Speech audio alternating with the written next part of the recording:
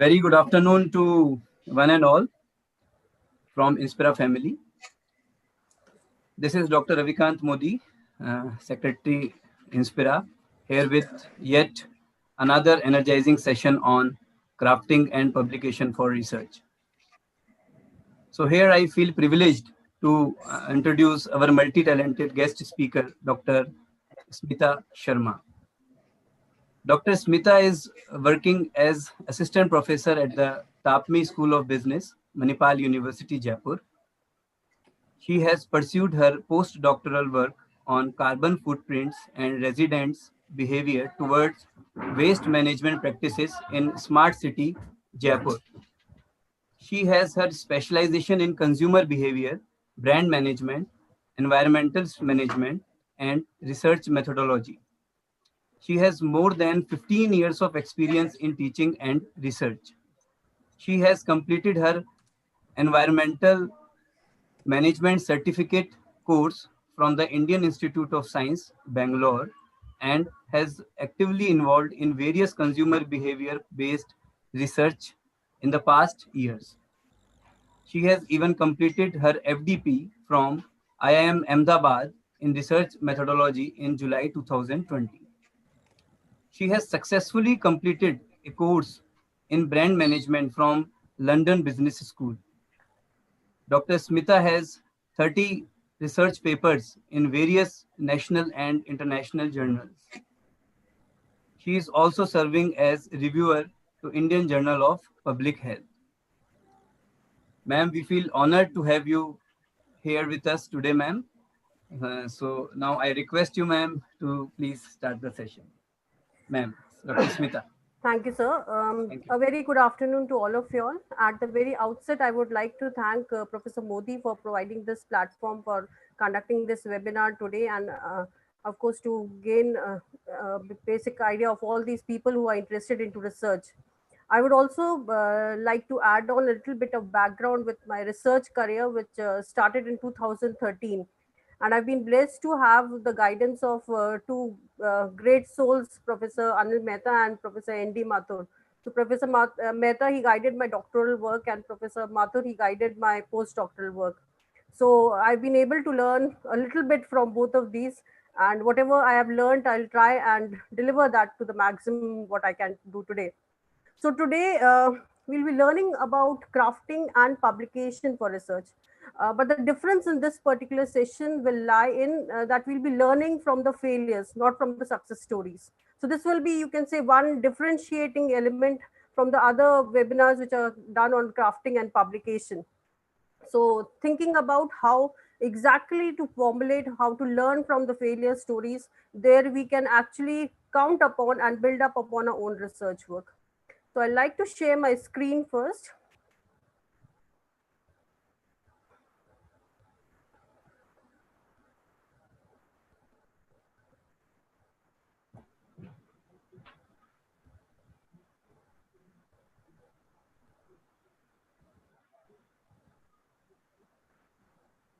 I hope the screen is visible to all. Yes, ma'am. It's visible. Okay. So what we'll be doing today is that we'll be initiating with the failure stories. The second aspect will be what are the basic prerequisites of crafting down a good research work. And thirdly, I'll be taking examples from my own research papers that how exactly we got it published. So most of my researches have been with InterScience and some with in the hospitality journals, but most of them are from Scopus. So today we'll be dealing with 1st of November, the basic aspects of how do we craft and how do we publish the basic research work. You'll be of course handling on some value in terms of the takeaways which will be there from this particular webinar. So why exactly do we think of going into research? Why is it required? Is it something which relates to networking? Is it something which we require to add on to the current body of knowledge in terms of the theoretical contributions? Or is it something which we are looking in for moving up the career ladder? Or is it something which is adding on to my self-esteem? So I need to be very particular about what exactly I am looking for. Or is it something where I'm looking for two or more than other possibilities which are there with me? This particular webinar, where we are starting with what is the big idea that you will take back today, that is something which is very important. What is that you found to be most useful from today's session? So I want most of you all to just know and understand that what is something that you're taking back from today's session. What are some of the questions which you'll be left wondering after today's session, and what are your learning goals in terms of research? Now, to begin with, in your own sphere, what are your writing aspirations? What do you aim to achieve at the end of this session, and what are your learning goals? Are all these being met after the end of the session? I would surely like to have a feedback on that. So this is a paper which I came across while we were doing the FDP from IMA. Now, this paper has been written by Daft. This came up in 2016. And he's a reviewer with Administrative Science Quarterly and Annals of Management. So that's the topmost Q1 journals in the management sphere. So this paper primarily tells us that what are the basic aspects which are required to be looked into manuscripts, and what authors can do about when they are failing to come up with publications in these journals. So there can be no one paper, or you can learn about, no one can expect that what we can learn from an excel craft down an excellent paper which can be based on examples of failure. No one can have a paper which is accepted at a major journal without actually hearing about certain rejections. So rejections are something which are very much prominent, which will come up to you. But then we learn through this aspect of trial and error. So this session is about failure, the reasons of failure, why you fail to get your paper published at the major research journals, maybe the top Q1, the top Q2 journals which are there.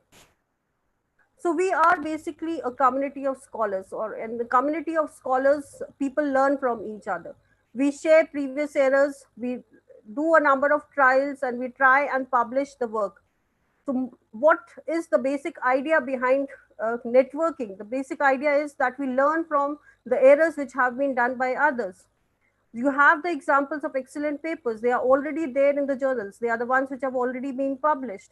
But then what is that that makes my paper not being counted in the ones which are there as success stories already in the journals? So most of the journal review process, they are central to each scholar's growth and development. This is something which I should remember, something which helps me add on to how I require to move on to these journals, how I should approach these journals.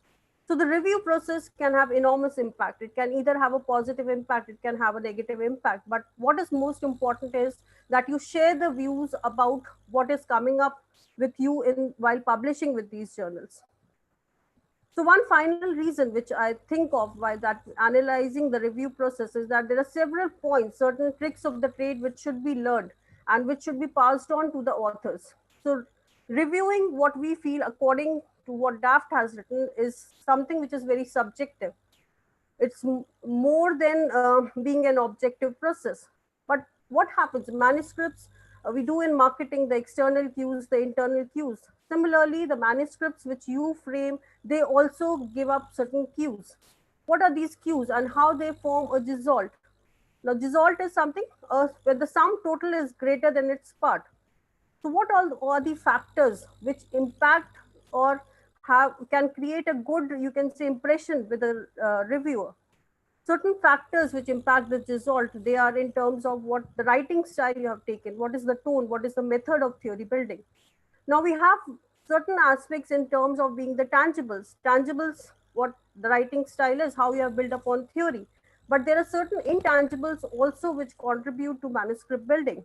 What are those manuscript building? It can be liking or disliking a manuscript. Why is that I am turned on while reading certain research papers, while I turn off while reading certain manuscripts? So that is the art. That is where we come up with this aspect of the tangibles and the intangibles making up a result for the entire manuscript which is there. So the basic goal of research, what we learned is theory development, or it can be testing of the theory. So these are the two aspects which we look into while we craft down a research. Data analysis and data collection, all these are also important, but these primarily are the path which provides us the insight to generating the theory, or maybe for testing the theory. So it is primarily the theory which is giving meaning to the data.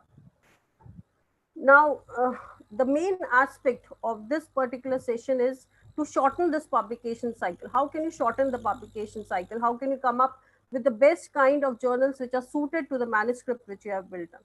And again, how we can crystallize upon certain intangible elements that can annoy or which can turn off reviewers. That whole aspect, that whole journey is something which comes up with experience. Now, what is that experience with me is what I'm going to share with you. How I can facilitate to you those high points of transactions that are exciting, that are constructive, and can which can lead to the publication of the new ideas which you have with you. So these are some of the common errors which we make while we craft down on the research. So I told you we'll be doing about the failure aspect. What all things I fail to include while I'm writing down my manuscript. So maybe it is related to when I'm not thinking about in terms of what theory has been generated. What are the concepts? Are those in the similar aspect with regard to operationalization of those concepts? Is there an insufficient definition which I have failed to come up, or a definition which should have been there, which is not there with my manuscript? How is the macro structure? How is the organization and flow of that particular manuscript? Is it an immature style of writing which you have shown while you're writing down your manuscript? Is it an inadequate research design or something which is not relevant to the field? Or is it something where I have over engineered and conclusions are not in alignment with the entire manuscript? And finally, it is cutting up the data.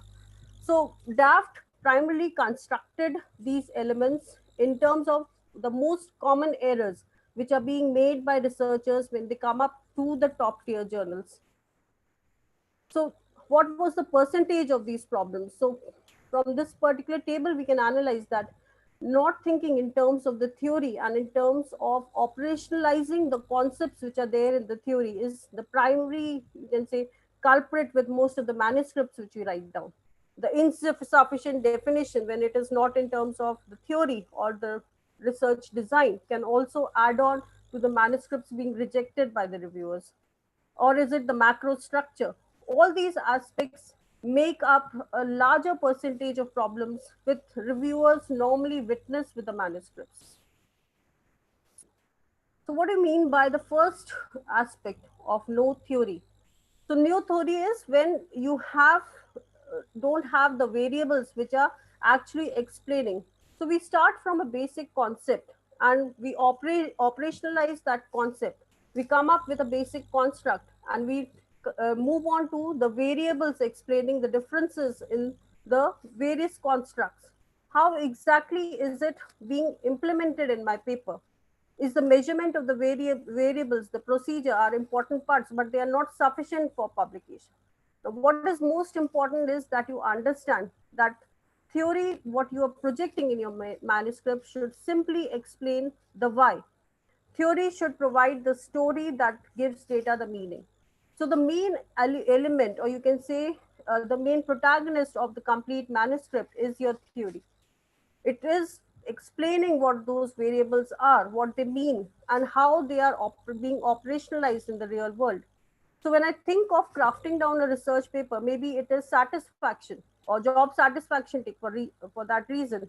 So how do I relate that job satisfaction? How do I operationalize something which is abstract, something which is there in my mind and which I need to check on or which I need to measure? So satisfaction can be measured with certain variables, but then what are those variables? How do I relate? How do I draw up a relationship between those? That is something which is again very important. And that is where theory gains its importance. Why I have I taken those constructs? How are they related with each other? How can I operationalize those variables with each other? So that is something which is very important. So no theory and not having an adequate background information about what I exactly want to come up is something which is missing up with most of the papers. So without a theory, there's nothing where you can pull the study together, nothing where you can justify why these variables should be studied. Now, if I simply review the literature and I show that each of these variables were existing previously, where and how these were existing, what was the relationship between those, was something which is very important and something which helps me operationalize the concepts on the real world. So theory is primarily where I'm organizing the variables into set, and this is providing me the basis for generating a new insight, what I'm offering to through my manuscript. So this is something which is very important. Second is when the concepts and the operationalization are not in alignment. So again, if I've take for example, 10 variables under study, or maybe 10 constructs under study. So those constructs am I able to operationalize? Sometimes at what level am I analyzing? People take a scale of maybe a Likert scale of 5, maybe of 7, but then is it something which is coming out of your convenience, or is it something which is adding on to the precision of the whole research, which is important? So no operationalization is perfect, and perfection is something which is not expected. But then you need to select those measures. You need to select those concepts which again fit into your research. Now, sometimes we try to create new labels in the way that something can get published, something can gain the attention of the reviewer. But you have to maintain this congruence between the concepts, between what you are operationalizing, between the theory and what the research design is. Now, this is something also which turns down the reviewer if you are not able to operationalize the concepts in a better way. Something where I'm deciphering a relationship between two variables or between two constructs, but I'm unable to come up with a better explanation of the relationship which is existing between them. Insufficient definition, I told you, it's similar to the notion of no theory. If there is something which I'm unable to define precisely, if I'm unable to explain what these concepts mean, or if I'm unable to provide a reasoning that why these variables exist, the reviewer can be turned off.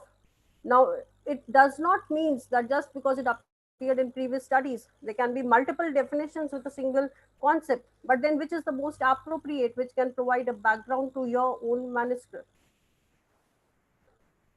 So concepts primarily in social sciences, we understand they are fuzzy. We normally work on with implicit definitions. Explicit definition is something which will be required to let the reader know what exactly is meant by that particular concept. So that is something which again lies with you as a researcher. How you can think of how you can pertain to certain information, and how these concepts which you have taken up in your study, it can be made explicit. So doing exactly what each variable means is an important part of the theory construction process. And this is something which should be reflected in the initial stages of your research. This again in terms of the rationale, what I'm providing, am I able to put down, or am I able to describe this sample saying that who completed the questionnaire, providing examples of questions, certain from the questions from the questionnaire, when I'm not trying to conceal something, what is required at the reviewer's end, when I'm trying to introduce to the reader the operational base of the research. This is where I need to provide the rationale. Now, without adequate rationale, if it is not there, so the logic behind the whole study is something which can be suspected. And reviewer, again, they are likely to reject these sort of papers because the research procedures become unclear. Macro structure again means how the various parts of the paper they fit together into a coherent whole. I'll tell you in the later stages how exactly to fit into the microstructure. Now, microstructure is what? Microstructure relates to each of the individual sentences, each of the individual paragraphs that you have taken. So, take for example, if I start my paragraph with a simple argument that maybe all crows are black in color because all crows which I have seen are black in color. How do I generate upon the premise of this particular argument in the single paragraph, and how those paragraphs, those multiple paragraphs come up as a coherent whole, which provides the microstructure. So everything where I have uh, put on into my paper in terms of the microstructures have to come up as a whole in the form of a macro structure. That is, everything in the paper needs to be fit in together. They should be coherent. They should not be something which are scattered away from each other or which diverge from each other. Something which is again very important. Now, theory portion is something which makes sense, but if it is out of alignment in the conclusion section, I don't come up with the same results, it won't fit in well. Result section may be well written, but it does not test all the hypotheses which have been proposed in the theory section. So I need to visualize each and every section of my paper, but does it interconnect with each other? So that all those parts which work up as a coherent whole are effectively constructed before I submit my paper for publication. So something which is providing me the whole paper as being organized set, something which looks extremely disciplined, is which is well accepted by the reviewer. So I don't need to jump around. Something which is internally congruent and something which doesn't open up new ideas. We witness most of the papers which come up with new ideas in the conclusion section. We don't need it over there. We need it to be coming up from the initial sections which you have crafted for yourself. So again, this is something where the organization of the complete paper as a macro structure is very important. Now, the paper should take the reader from A to Z, and it should be there in a logical sequence. There shouldn't be any deviations. It should not be that from Z again I come up with a new idea with A being there. So that should not be there. So a paper can tie A in the final section by summarizing again what has been learned about the entire research section, research questions which are there. Amateur style and tone, again, these are the ones which work as intangibles. So again, authors should know what they are doing, and they should not come up as being amateurs. They should have something which is making emphasizing what they are trying to put up. So if a point has been made properly, if you think something which takes you away from the point, so we can remove that.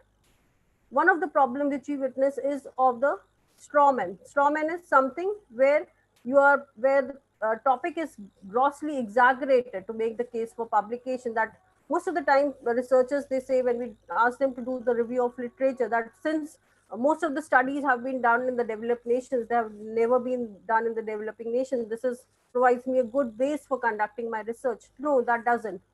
That doesn't helps you come out with a proper, you can say, uh, aspect in terms of publishing your paper with this particular journal. The top quality journals will not take that.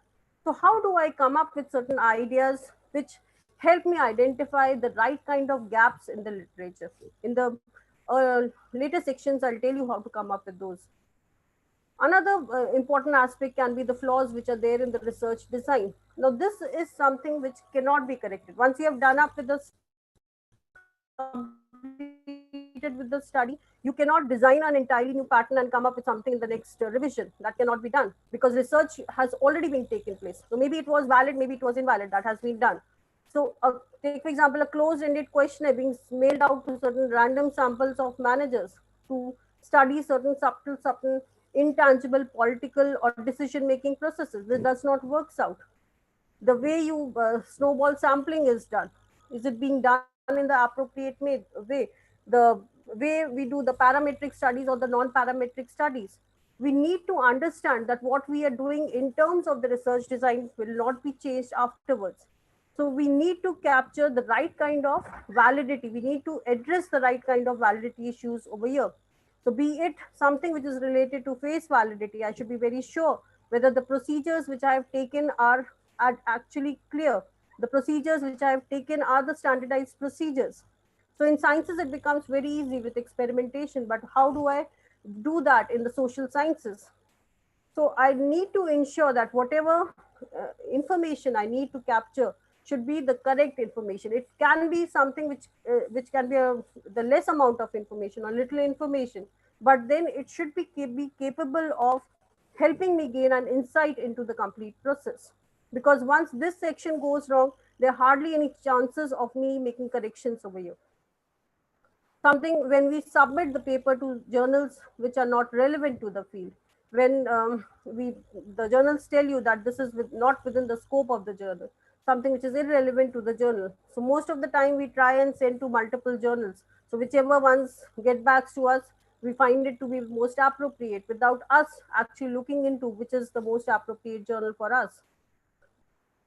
Maturity of the topic, this is again a hidden factor which most of the people fail to understand, because this will help you understand the influence a paper's contribution towards the topic matter. So similar to what we have in marketing, we have the product life cycle. So is it something which is there in the initial stages? Is it something which has reached the growth stage, the maturity, or is it on the declining stage? I need to understand if already a large number of studies have been published, so it will become difficult for you to provide new insights into that topic. Publication is normally easier when you look in for a topic which is new, which is fresh, something which is poorly understood by most of the people, rather than if I take up a mature or over-studied topic. So this is again something which is very important. Over engineering, when I overdo a methodology. So the strength of the paper, which I consider was the operationalization of 50 or 100 variables. I may have used sophisticated statistical techniques, but I'm unable to decipher what the basic relationships were between those variables which I came up with. So it's something not related to engineering mechanics. It's simple logical reasoning which is required in a research. So you can come up with sophisticated techniques. You can, because you just need to enter data. SPSS is there, Minitab is there. You can come up with various results. But are those related to the same concepts which you had taken initially? Are they helping you gain a new insight into what you wanted to look in for? Or is it something which is providing you ultimate justification of doing this research? So this is again something which is very important while you are crafting down your research. Okay. And lastly, conclusions which are not in alignment. A published paper should have a strong concluding section. So what I started with, A, I should be able to craft out that A. I should be able to justify why I took A into the Z portion. Now, important thing over here is that you fully develop the theoretical contribution and point out the new understanding from this particular study. And again, the conclusion section should be something which should be built on and should be congruent with the earlier parts of the manuscript. So the conclusion section, most of the people don't lay much emphasis on the conclusion section, and this is something which deserves a lot of attention, similar to what you did in the theory section, the results section, the method section, because what the complete manuscript means will be coming up into the conclusion section.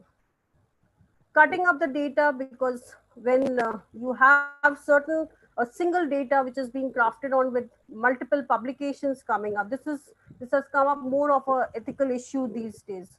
So we can skip up this. Now, what is the skill set? What can I do to bring up a paper, maybe in a top-notch journal? Now, remember, we have to start from down the ladder. I cannot move up the ladder without actually coming from below. I need to start from below. So there are three skills which are primarily required to be in a top pro journal. First is the theory skills. Second is the writing skills. And third is the design skills. Now, most of the manuscripts which are rejected, they are primarily done so because of a lacunae in any of these three skills. How do I am able to capture the theory? How well do I write? And how well can I design the research? Now, this is something where um, I can tell you about how exactly to come up with a conceptual aspect. So maybe you can tell a story. Storytelling explains the why of the data. I told you, when you're coming up with concepts, why have you chosen those concepts? How are they interconnected with each other? So observed relationship can be uh, devised, or observed relationship can be uh, find out by telling you how and why these particular concepts are of importance. What is the relevance? Now, storytelling is something which becomes difficult with us because we are trained to be rigorous, to be precise, to stick to the data in the literal fashion. But take, for example, if you keep a, you can say, a character with each of the basic concepts which you are using in your study, they will help you come up with the relationship between those variables. And again, you can come up with a logical place of each of those variables in your story. So story will explain why these relationship occurs between these organizational terms. Why is it important, and why you researchers should be creative and they should try to come up and solve the problems which are there, the theoretical problems which are there. Okay, so each of the hypothesis testing procedures which we take, it requires a visual representation where I can come up with multiple variables, try to devise the relationship between those, and I can come up with a better insight into why and how have I taken those concepts into my study. Second is your procedures and your thought process. So openness is something which is very refreshing, something which can have a very positive impact on the entire manuscript. But most of the authors, they tend to hide certain details of the research procedures, because what we think that maybe the reviewers will criticize, they will reject this paper. But there is no better way to diffuse criticism than to admit the weaknesses which are there. So reviewers are not there only to criticize. They are also there to help you come up with the best possible manuscript which you can, by working on that, by incorporating the criticisms which have been made for your paper. So what has been the rationale for the selection of the variables? How do you came up with this particular research design? What are the decisions you are taking and how you are analyzing? All these are something which, if have been explained in the manuscript, it will generate a positive impression from the reviewers. Because if you are having a full disclosure, you're not trying to hide, you're including your weaknesses, you're telling about your problems. So that is something which can add on to the reviewers, that you're not trying to hide and you're coming up with whatever is best required for a particular manuscript. You can concentrate on the macro structure that can come up with the microstructure, everything being in place. Now, operational base of your research. So when we do research, we think of two logical planes. One is the conceptual plane where you're thinking. One is the empirical plane. How do you operationalize each of the construct which is there in the theoretical plane to be there in the empirical plane? How do I do that? So this is where the operationalization base comes into practice. So all these are the theory, what you take, the results, the discussion, all these, this corresponds to what the operational base of your research. So if you have made a clear presentation that I want to judge maybe consumer satisfaction with these particular concepts, so I am able to generate a relationship between those. So, and those abstract concepts which I have taken are well placed down in the empirical world. So this will be the focal point of my research. All other parts will be well coordinated with that if I am able to devise this operational base in the best possible way.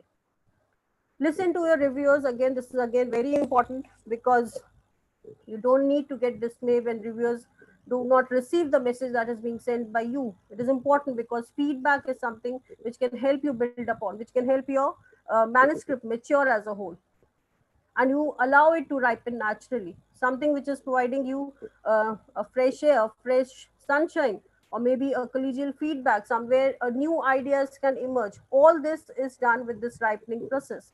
And this is something which is facilitated by the hard work you put in, the frequent revisions which you do with your papers. So maybe a paper which can fare badly with the reviewers, and the paper was something which was still green. It probably was submitted prematurely. You didn't do enough of work, the initial work which was required to ripen that particular paper. So this is something which is again very important. And don't exaggerate. If you exaggerate that this is the only study which has been done, so something which can make you move down with the reviewer reviewing your paper. So nothing kills an argument so strongly as exaggeration. Nothing will motivate a reviewer to find flaws like overstatements. So understatement is something which can engage the reviewer, but overstatement with regard to a particular manuscript can result in the reviewer turning down a paper. So take for example, if you write down in your papers, the findings prove certainly, obviously, or very strong relationships. So no matter how the strong the correlations are, it is better to substitute the phrasing with words like the findings suggest or tentatively, and talk about the moderate relationship. So phrasing should be something which should be very accurate, which should be defendable for social science research, because everything in social sciences, what we find out, is something which is tentative. So overstatement often is inadvertent. It may not be intentional, but it can, um, you can say, turn down a review with turn down your manuscript with a particular reviewer. So exaggeration, it inserts a tone of amateurism to the paper. It says that authors are actually not aware of what they are doing. I'm trying to fix up that this is the most, you can say, precise work which I have done. No, they can be other works also which are similar to your work. So you don't over exaggerate what you're doing in your manuscript. So these are the three stages which are there in the writing process. While you're writing down, you can have a pre-writing stage, a writing stage, and a post-writing stage. So what I normally do in a pre-writing stage, I have the idea, I can read a lot of papers, I can focus the writing plan in terms of what I'm planning out, how I draft and how I revise. And finally, when I submit the post, submit my manuscript.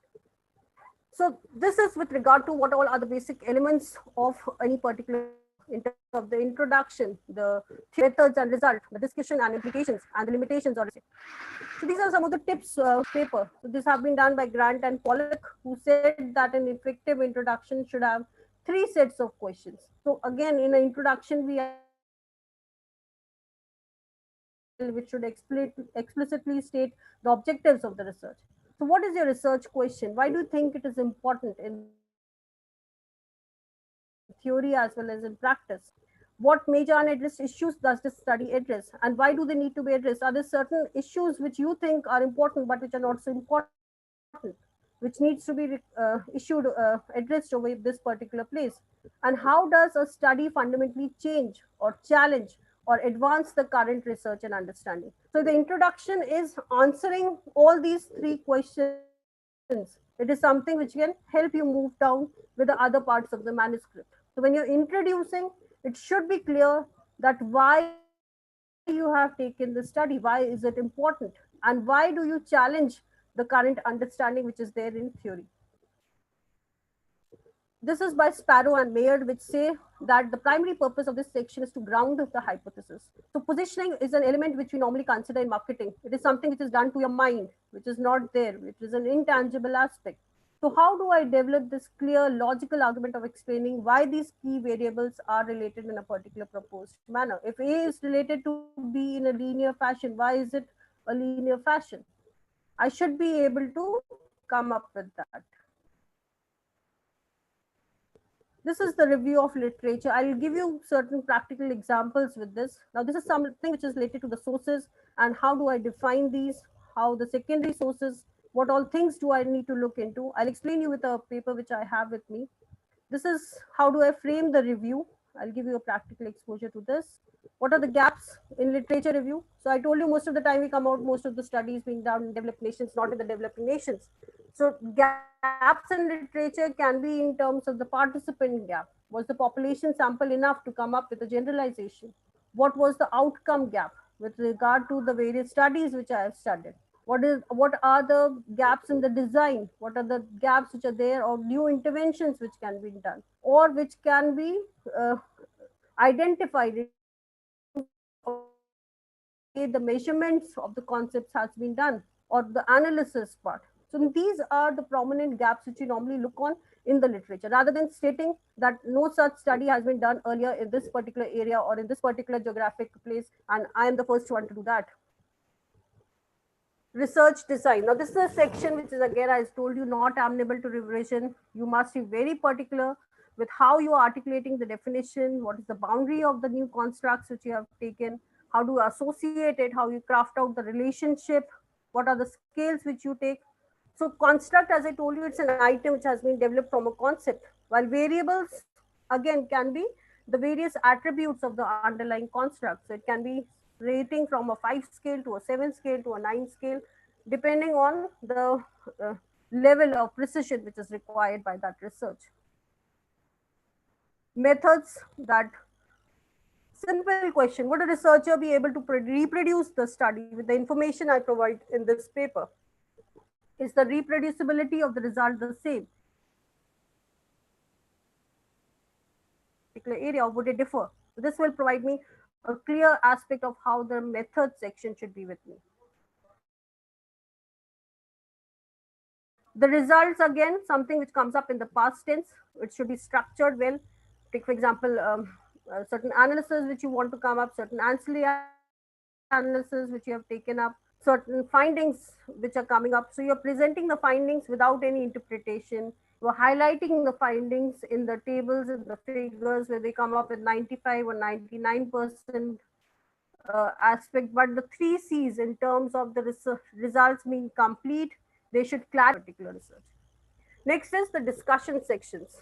So discussion, again, it's an inverted funnel where I came up with what did we find and what is known, what is new, and how does this fit in. So from a generalized aspect, I try to reduce it to something which I have crafted for my own thing, own manuscript. So it can be said the limitations in terms of what has been left with this particular study, which can be done with further studies, and I can come up or take to see the discussion section present these new results. I should be frank about acknowledging any sort of limitations. So this particular aspect of discussion, it will offer a clear ending to the storyline of the complete paper.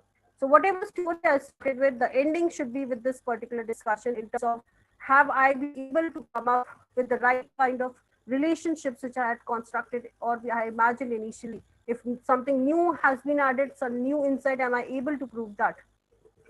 The next is the structural conventions, the statement of the principal findings, what are the strengths and weaknesses, what are the unanswered questions, the future research.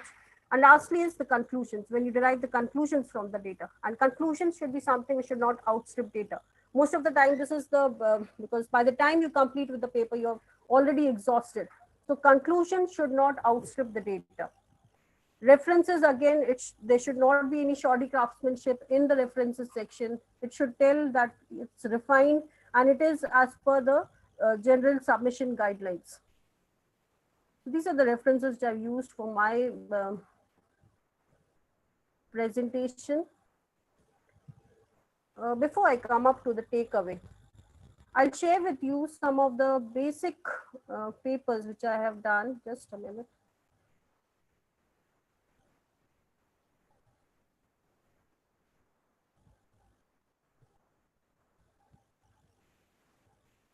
So any questions anyone of you all have with regard? Okay, I have some questions in the chat section.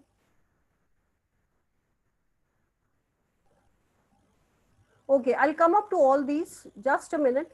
I'll share with you some of the research papers which I have done.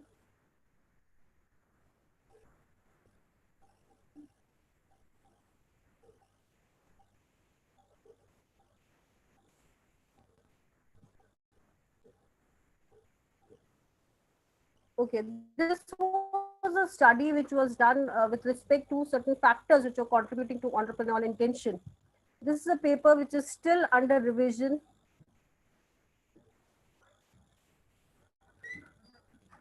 So we came up with this abstract. We told that a positive correlation was existing. I told you when you are doing it with the uh, relationships with regard to certain variables which you have taken into research, don't over exaggerate. It's very important that you are modest enough to come up with the results which don't over exaggerate your research.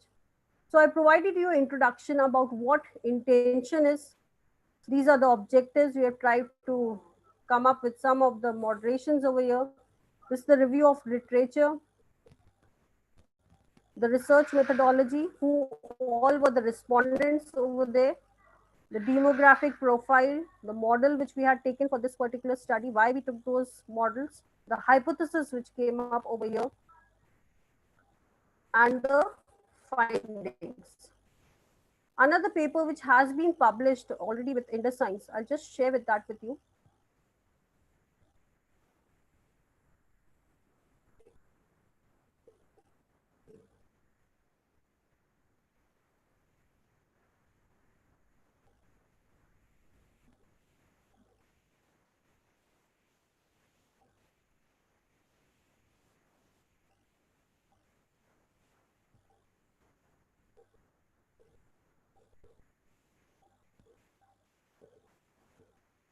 So these were the comments which were done by the reviewers. So this is again something which was related to entrepreneurial motivation and role of this entrepreneurial education. This was with regard to the university where I am presently. And We started with why entrepreneurship has been considered to be an important aspect or an important factor in the entrepreneurship education which is being provided. Why is it considered important in terms of economy? So we started with this particular aspect. We came up with the various factors which motivate. These were the objectives where we're trying to evaluate the factors which are actually motivating the students, analyzing the present system. This is the review now, the research model which we undertook, the data collection, analysis. And remember, when you're crafting down the paper, most of the things in terms of the figures with the tables which are being included into the manuscript have to be crafted either before or after, or created separately. That will make your task easier when you submit it to the uh, journals, because they'll ask you to present it in a separate draft. So better to keep it separate initially only. And whatever the journal, you can say, the submission guidelines are with regard to the authors, that is something which should be followed up. So this is one paper which has again come up in Indus Science. It's a Q2 journal, International Journal of Entrepreneurship and Small Business Management.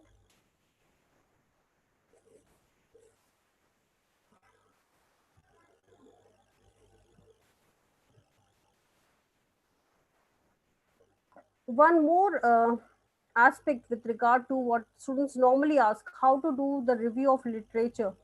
So I'll just share this particular Excel with you. This is the way we do the review. So you need to write down the serial number, the sample size, the setting of that particular paper, the method of the scale. Most of you all must be using Mendeley. That does helps you out. But if you don't do the basic groundwork, it won't help you out. So if you're starting from initially, try and craft out this particular Excel. Serial number, the sample size, the setting, the method scale, whether it's a quantitative or whether it's a qualitative study, what has been the basic aspect of analyzing this in the paper, the participants who all were there, the results section, what have been the results with that particular manuscript or that research paper, the citations, and maybe it can be the APA reference or any other reference which is there. So take for example, in this particular paper, we had the sample size of 50. The setting was a university setting. The scale was a Likert scale, quantitative study. Principal component analysis was being used. The participants were primarily the postgraduate students of management. The cultural factors which are impacting the propensity of the individual students, the citations of that particular paper, which again is very important. Even when you take up the model, try and take the ones which are most prevalent initially, rather than risking up with a particular model which has not been used many times. And this is the complete, you can say, the reference of that particular paper. Try and maintain for all the individual papers which you have. So, like for example, you have around 60 papers to be done. So, this should have around 60 serial numbers with all those papers being reviewed over here. Now, how does it helps? And now, at the end of this particular Excel, you'll be able to know what is the number of the quantitative and qualitative studies. You'll be able to know what has been the practices of analysis, how they have analyzed this study, who all have been the participants. Is there something which is missing out? Maybe the undergrads, maybe the graduates, who all are the ones who have been most studied and who all are the ones who have been missed out. The results in terms of the concepts which can be which you can gain from these papers, and of course the citations, because this again tells us of, take for example, in our case it was the same editor of the journal who had done a considerable amount of work in entrepreneurship. So most of the citations which we had was from his own paper. So that does helps you out. The do consider or the do think when you are citing papers from the same, you can say from the same journal, and of course if it is from the same editor, that can help you out.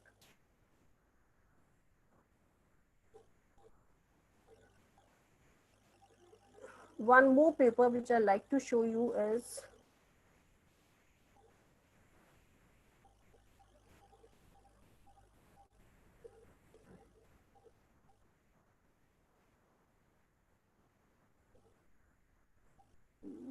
unable to get it. Just a minute.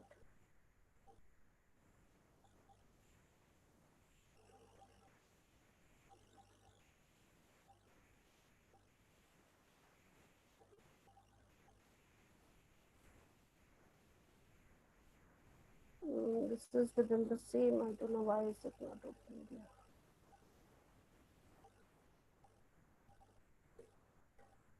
Okay, anyhow. So that was one paper, which again is a published paper with us. Uh, I'm unable to open it out just now. I don't know whether you'll be able to see this. Just a minute.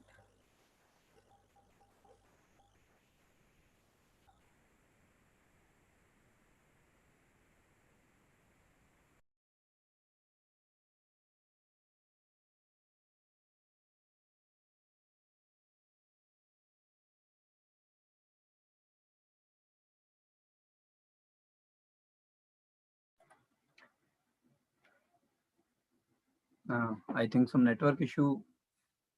Ma'am, you are, ma'am, please unmute yourself. Ma'am, please unmute.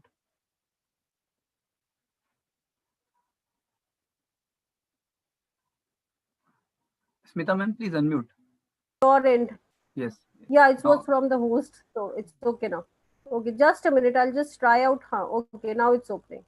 This is one paper which has already been published in the Entrepreneurship Journal. It's the International Journal of Applied and Management Science.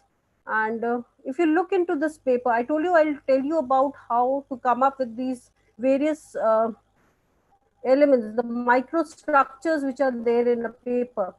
So we start with the basic abstract. So most of the time what you do after completion of the paper, we just copy and paste from some lines from the introduction, some from the data collection, some from the data analysis, put it down and just do a coherent whole with the whole paper and put it up in the abstract.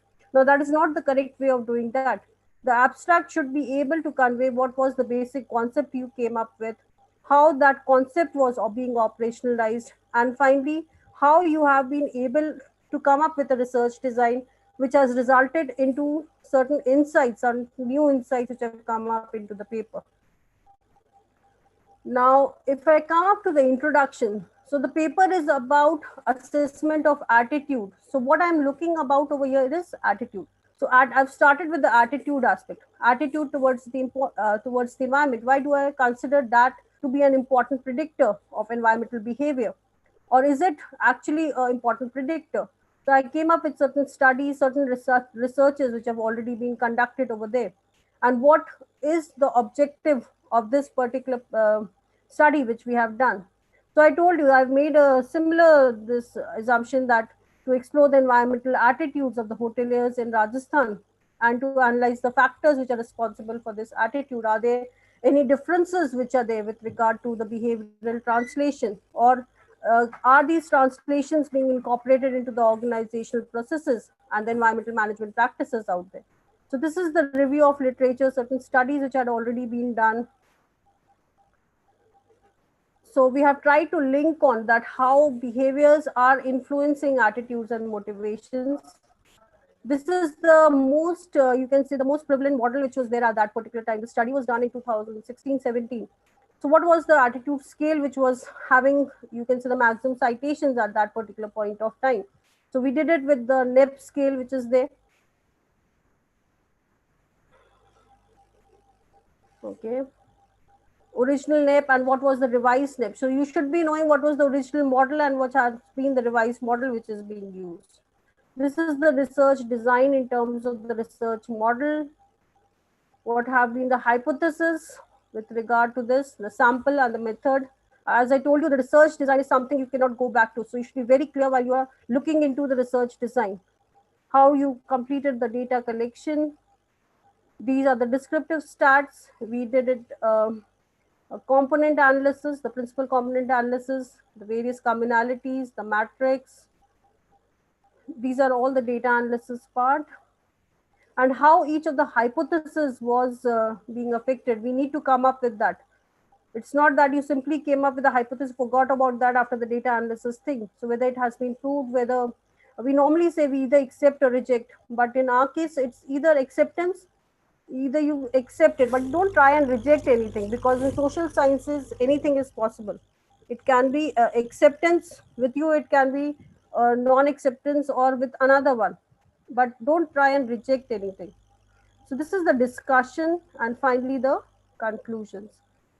We even crafted down the limitations of the study over here, so you can look into these, and some websites which you took note of. So we started with attitudes in the introduction. Here I have come up again with the attitudes in the conclusion section. And finally, how we have operationalized the various concepts, and what have been the translation of the ideas in terms of the new insights which are there, and of course the gaps which have also been projected out here. So this is all from my side. I'll just look into the questions which are there in chat. Any one of you all who have questions from your side, you all can ask. Let me look into the chat section.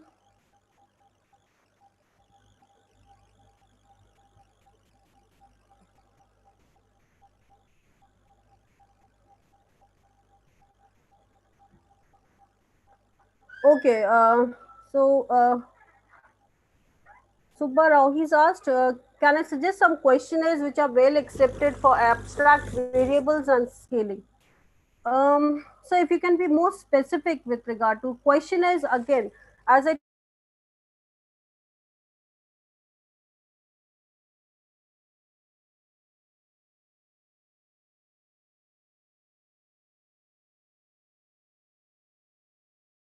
abstract variables and scaling. Ma'am, please unmute. Ma'am, please unmute yourself. Yes, yes. Okay. So Subbarao, if you can just tell me how do you operation a little bit in what exactly do you want to me to tell you operationalizing the question is standardized questionnaires, are that what you asked? So, Bharavji, if you want to ask directly to the ma'am, you can ask. I will unmute Something you. which is relating to health. Certain stand you do have standardized questionnaire. Take for example, one of my students, he is doing on the service quality perceptions in hospitals. So you do Yes, have standardized questionnaires for that. You can always look into that. Yes, madam. Good yes, afternoon. Subharavji. But do look into, yeah, good afternoon. Good afternoon, madam. So I'm just trying for some Yeah. questionnaires which are relating to, say, suppose as if you are told for attitude, and then another for pain or for satisfaction. So are there any questionnaires which are available already? No, Just there are loads of questionnaires which are standardized. Um,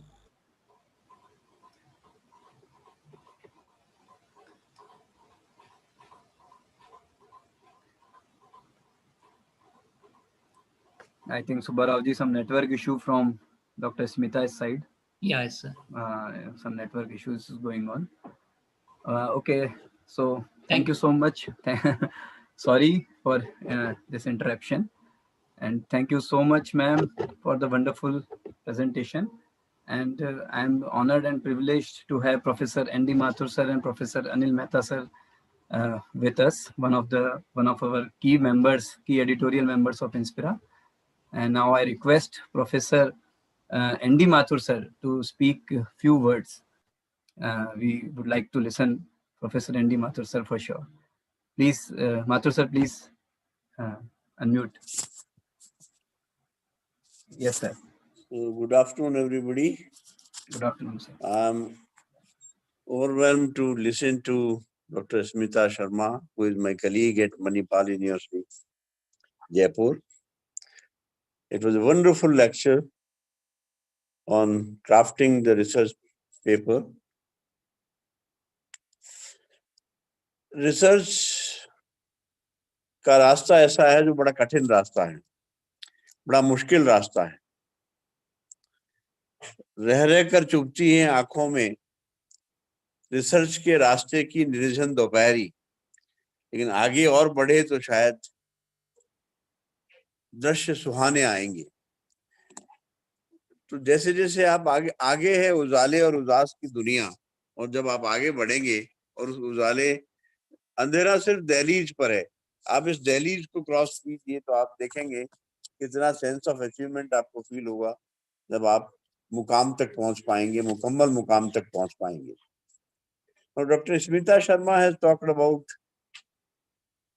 the crafting of research papers, and she began with the failure stories, that it is, in fact, the areas in which the earlier researchers have failed, or where she has exercised or felt the failures, she has appealed and made an appeal that you should learn from the mistakes of the others. That was the first message. You don't require to do mistakes to learn. Rather than you should learn from the others' mistakes so that you can save the time.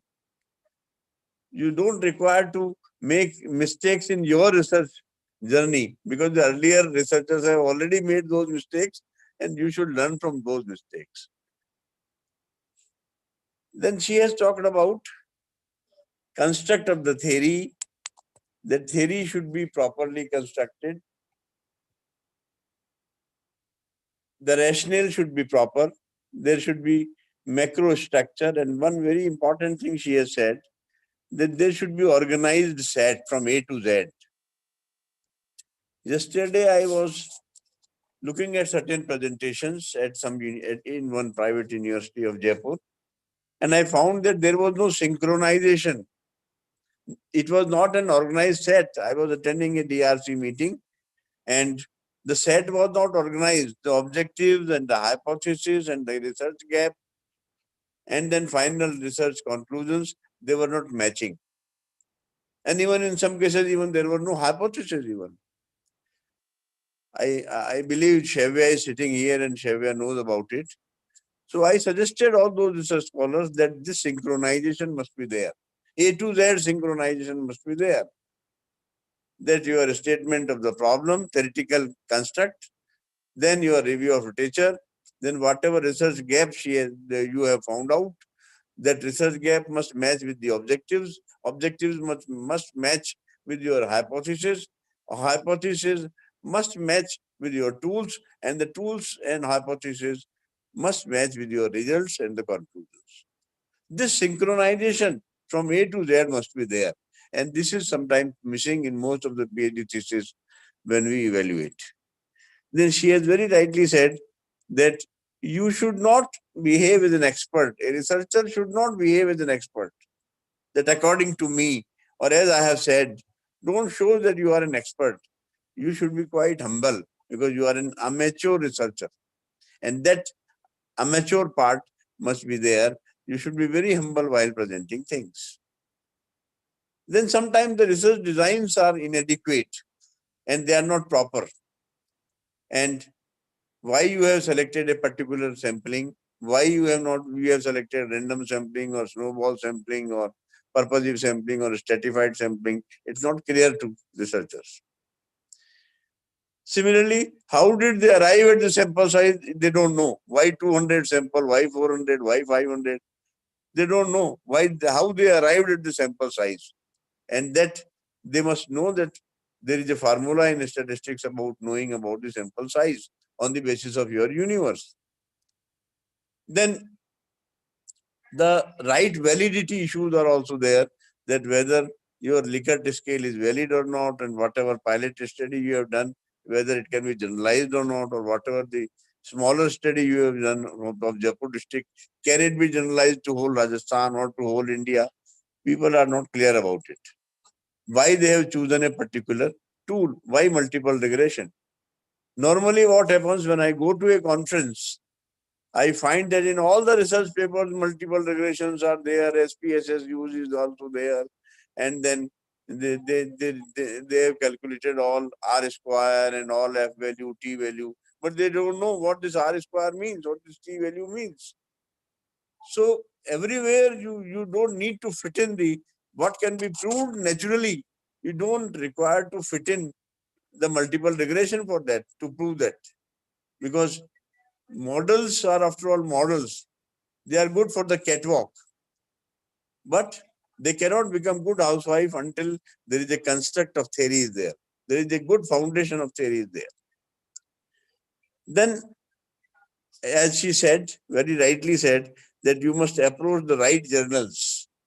That which is appropriate journal for your publication, for your paper, and then you should write with maturity. And whatever tool you are using, those tools should be properly selected, that whether they fit in to your requirement or not. Then she has very rightly said about the skill sets, that theory skills, writing skills, design skills, they must be there. And then there are stages: pre-writing stage, writing stage, post-writing stages she has talked about. So she has comprehensively covered all the areas of crafting the research paper. And if a good research paper is there, it will definitely be published. It may come back to you with a rejoinder, some suggestions will be given, you correct them, then again send them. It's just a trial and error exercise.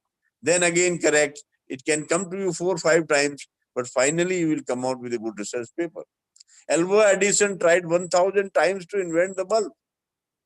और जब पत्रकारों ने उससे पूछा कि इस बार भी आप फेल हो जाते तो क्या करते, तो एडिसन सेड कि मैं फिर अपनी लैब में जाके बैठता और फिर उस काम को करता, क्योंकि अब मुझे पता है कि ये 1000 तरीके हैं जो काम नहीं करेंगे, अब मुझे नए तरीके पे काम करना है.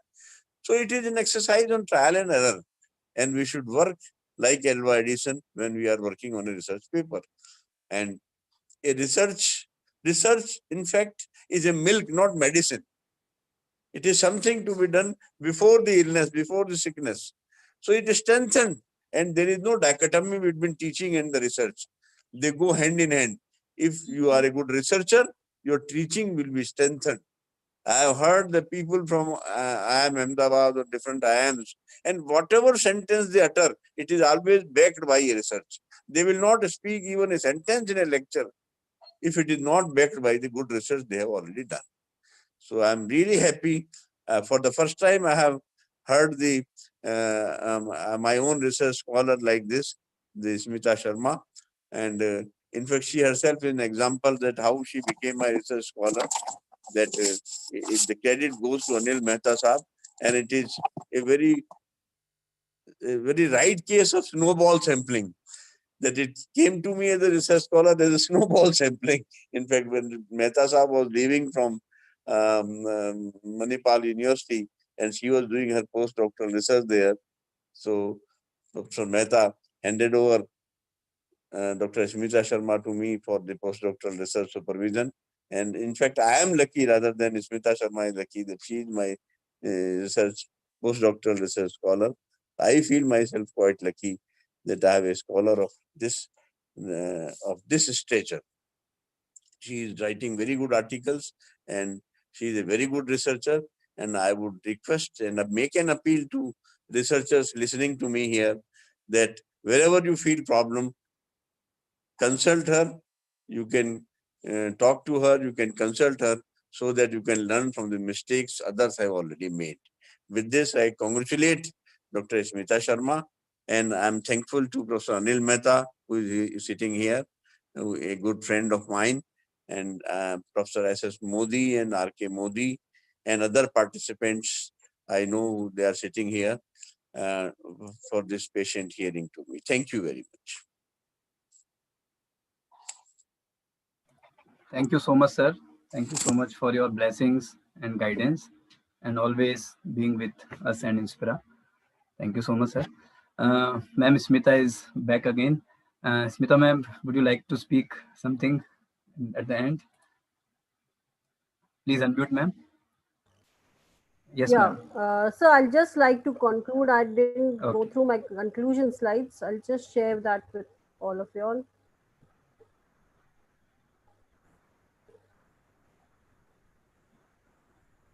Okay, the takeaways of this particular session I told you initially would be in terms of the knowledge which you have developed, the attitude, the skills, and the habits, because that is something which is very much required for research. In research, we follow a rule which is called as the 4-to-8 rule. So the 4-to-8 rule primarily tells you not to get up at 4. I don't know how many of you all are able to get up at 4. But most of the researchers, they do get up at 4 until 8 o'clock. They'll try and wind off. They'll try to write down something each single day, and that is something which is very much required for research, to write down each single day. Even if you're writing a single page, that is very much important, a habit which you can develop with yourself. And again, What is the key to effective research writing? So there are three keys to effective research writing: practice, practice, and practice. So if you're able to do that, you're able to craft out, you'll be able to craft out and come up with the best publications in your entire life. So this is my basic contact ID. All of you all who want to come up, share up anything with regard to research, because research is everything about collaboration. It's not about something working individually. Every one of you struggling individually. In fact, you don't work individually, you struggle individually. So work with collaboration, work with networking, and that will help you out in the long run to come up with good publications and gain new ideas in whichever field you are in. And thank you, Professor Modi, again for providing this opportunity, Professor Mathur and Professor Mehta, again, because they have been the pillars of strength for us, for most of the researchers out here, even at Manipal and otherwise at Rajasthan University. And we learn a lot from you, sir. Thank you. Thank you, Modi, sir.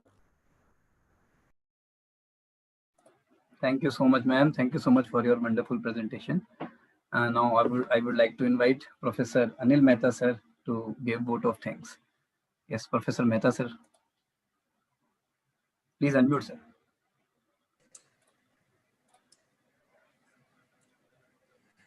Good afternoon, everyone. My esteemed friend, Professor N.D. Mathur, young friend, Dr. Ravi Modi, Dr. Smita Sharma. How happy I am today to listen my own research scholar. Till date, I have produced around 36 PhDs. And I'm extremely happy to comment that I consider Smita Sharma number one out of my 36 research scholars till date I've produced. Dr. Smita started with learning from failure. But one interesting thing I would like to share with all of you, that right from the day one when she started her research under my guidance, and the last day when she submitted her thesis, she contributed around 20 research papers, approximately 20 research papers. And interestingly, whatever she has researched and contributed to various journals, none of her research paper was rejected so far or even came back for review.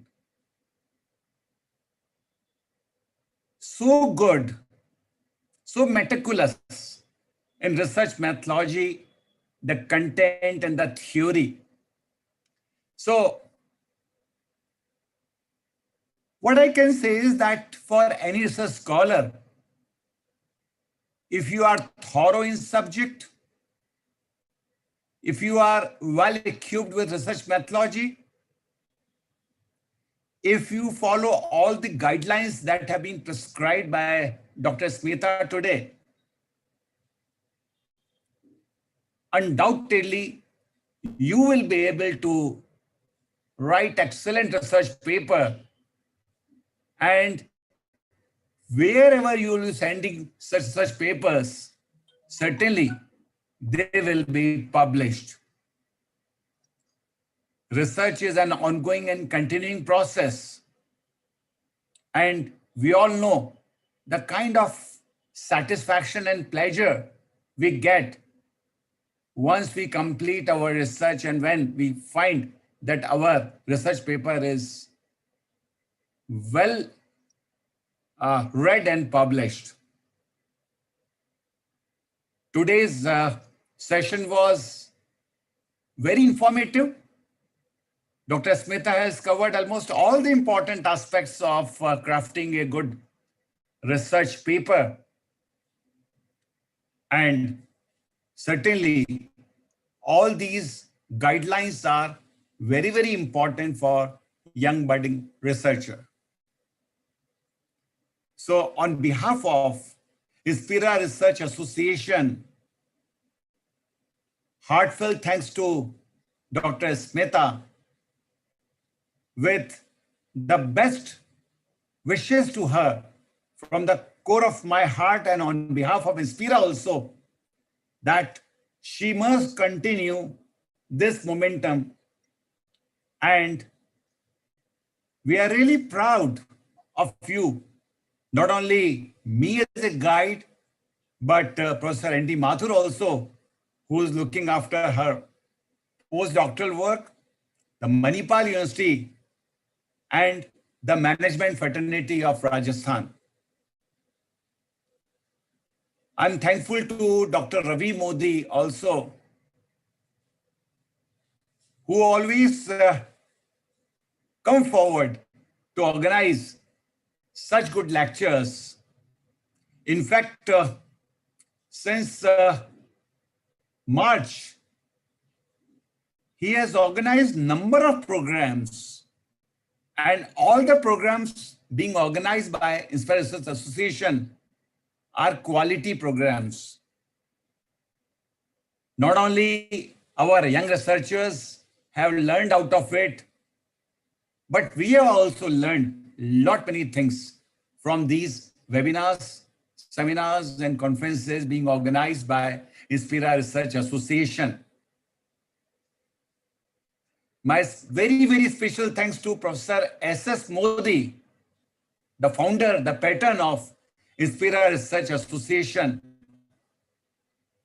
who is a moving force towards all the activities of Inspira Research Association.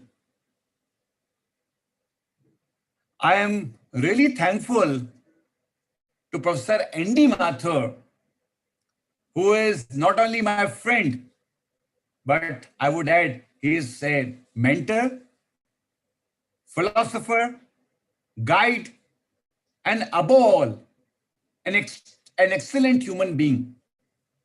And I always enjoy his company, academic company, as well as company at other forums also. So once again, thank you, Professor N.D. Mathur. Blessings to Dr. Smita. Very special thanks to Dr. Ravi Modi and Professor S.S. Modi also. And last but not least, I'm thankful to all the participants of these webinars which are being organized by Inspira Research Association. And I'm quite sure that this enthusiasm of participants will continue. And I can assure you on behalf of Inspira that in not only in the field of research methodology, but in various other subjects of management also, Inspira will be organizing good programs, good webinars, and you all are the moving force behind it. So once again, thank you very much. Thank you. Thank you so much, sir. Thank you so much, Mehta sir. And we continue to organize such type of webinars under your guidance. And thank you once again, Dr. Smita ma'am, for the wonderful presentation. Thank you once again, Professor Mehta sir, Professor Mathur sir, and all the well-wishers of Inspira, Dr. Anupam Jain, Dr. Ashok Kumar, and all the participants. Thank you so much. We will meet in our next event, that is the multivariate data analysis using SPSS. Yeah, Anita Vyas ma'am, would you like to say something? Yes, ma'am. Please unmute. Unmute, ma'am. Unmute and please unmute, ma'am. Yes, ma'am. Yeah. Yes. Good morning, everyone, and thanks so much for this knowledgeable session. And I'm very thankful that to Professor N.D. Mathur that he has yesterday only given us this knowledge of the link, and we are able to get this knowledge. And I'm very thankful to ma'am and you and sir also for the such a genuine ideas which we need actually. I am in a research guide and in Apex University, and I'm trying to help students with research. So I needed much more this, and I'm very happy that on this point I've met Professor N.D. Mathur, just godlike. That is, he's helping and he's also genuinely pointing out all the mistakes which we need. And I'm very helpful. He's very helpful. I'm very thankful to him and to you all. Thank you very much. Thank you. Very Anita, ma'am. nice session. Thank you, ma'am. Congratulations to Smita ma'am for doing such a great. Thank you, ma'am. Thanks for your appreciation. Thank you, ma'am.